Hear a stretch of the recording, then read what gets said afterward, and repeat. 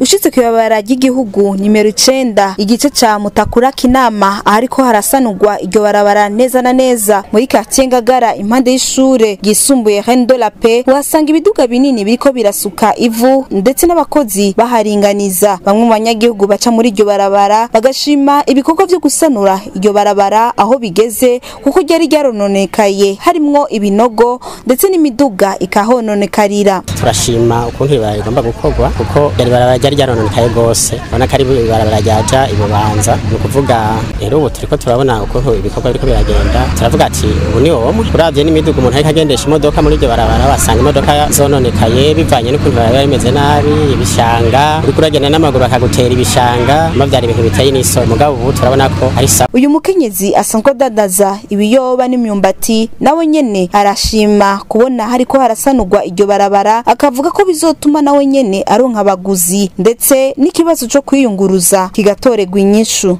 Turaciteze gose kuko kumva yo kubura amabisi bamaze kurikora nta bisi ntibaza bizosubira kubura kandi ni vyiza kuko n'ubunya ivyondo vyarapungutse n'ibinogo vyarapungutse.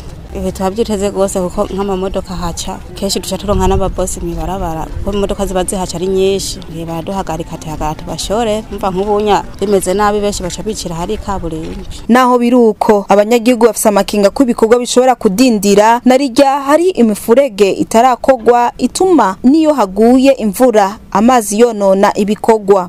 Haraho usanga haraho menga bisa n'ibitagenda neza kubera bitanyaruka kubera ububangutse mu kurikora byasaba ko ukoresha umwanya kugira ngo inyaruke guhera.